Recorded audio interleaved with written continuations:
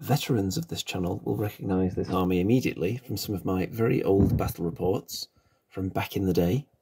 This is my classic Warhammer Fantasy Dwarf army, which is a mixture of miniatures from various time periods. So there are some early 90s, some mid-90s, some 2000 era, which are the multi-part plastic ones you see around the back there. Then I've got some Battle for Skull Pass in there as well, and then all the way up to the most recent Dwarf batch of releases, which was about 2014-ish, which obviously includes the famous Iron Drakes as well. These Bugman's Rangers were painted very recently, actually, in anticipation of the old world, so that's why they look a bit more impressive than some of their comrades at the back there. So, what do I need to do to get this army ready for the old world? The main thing, obviously, that's changed is the base sizes, and I'm not planning to rip the bases off these guys, so I'll show you what I'm going to do about that in a minute. But the other thing with this army is that because a lot of it was painted a very long time ago, if we go right to the back here, you can see some of these miniatures don't necessarily have the best paint jobs. If you look at that cannon crewman right in the corner there, you can see that I went a bit overboard with the flesh wash, so he's kind of got a very sunburnt look. Some of them still hold up alright though. I like the look of the Anvil of Doom. I think I did a good job on that. The Iron Drakes, I think I don't really need to do anything to them. So what I'm probably going to do is just go over all the miniatures that I painted back in the day and have a bit of a George Lucas or Steven Spielberg moment and go back in and change my previous work slightly, just by adding another highlight to a lot of the flesh, so they come out looking mostly like Bugman's Rangers here. I might go wild and add a couple more ethnicities in there as well while I'm at it. Some of these units definitely don't need too much work to bring them up to standard, but the flesh is the one thing that is definitely a bit too sunburnt on a lot of them, and some of the clothes could probably do with a bit of a highlight here and there. The war machines need to be put onto new bases entirely, because they've changed the base size for war machines now. I don't even think they actually had an official base size back when I originally did these.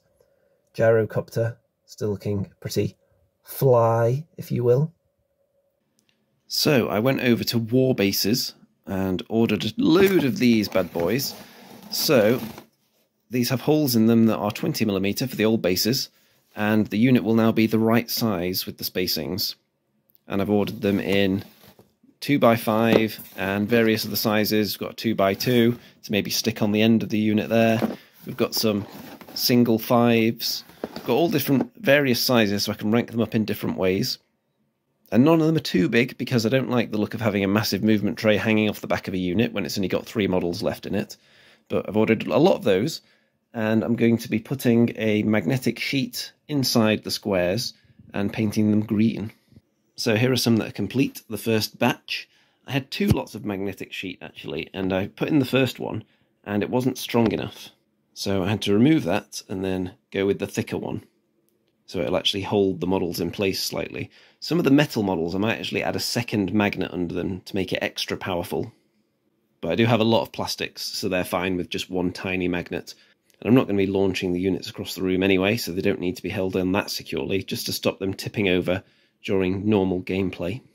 So the first unit that I've decided don't need any work whatsoever are the Iron Drakes. Still very happy with their paint job. So they've gone into one of the new trays and they're taking up residence in the new cube, waiting for the rest of the dwarves to join them. And then as soon as something is deemed finished, I'll put it in here with them on the new trays. So Bugman's Rangers, since I only just painted those, are obviously going to go straight in as well. These Hammerers, I think I might highlight the gold a bit. It's a little bit flat, and maybe do something exciting with the banner. We'll see. Thunderers, I think, could use a bit of a highlight on the clothing, and I'm going to do a bit on the skin as well, on pretty much all of them. These Iron Breakers, there's not really any skin visible, so they might just get a bit of a beard touch-up, because I think back in the day, again, I was a bit heavy-handed with the washes, so the beards, particularly the yellow ones, I think they came out a bit green to my eye. And then I'm undecided if I should do something more exciting with the shields to tie them in with the theme, because I like every unit to have its own unique feature as well as being cohesive. So, for example, if you look at the Hammerers, they're the only unit that have got any purple on them. And then the Iron Drakes, of course, are the only ones with this kind of blue tinted armour. So they all tend to have a bit of blue and red representation in there. So the Miners, some of these obviously not the most exciting sculpts since they're the Battle for Skull Pass Miners. The Quarrelers here, it's a mixed unit of two different eras there. You've got the kind of front firing ones, which are more recent than the more static posed ones, which were part of the kit that also gave you the great weapons and the hand weapon and shield dwarves there as well. Belagar Ironhammer's looking pretty good actually. I might add a little bit to his beard possibly. I don't think he needs too much. Might add a bit of highlight to the gyrocopter perhaps. And just some beard touch-ups for the heroes. Anvil of Doom might just go straight in as it is. I might find a base for it actually. So you can look forward to seeing this army in Old World battle reports and tournament reports. I've already signed up for 2 Old World tournaments. And I do have a Bretonnian army that's being prepared as well, but that's not going to be ready for quite a while. So it's going to be mostly dwarves, at least to start with. So it's going to be very exciting. I haven't had this army out much for the last few years. Played a few Kings of War games with it, but I do have 5 dedicated Kings of War armies, so it doesn't really get a look in there. I'm very pleased that I left this army as it was and didn't mess with it, didn't put them on round bases or anything, because now they just slot in nicely and they are Old World ready.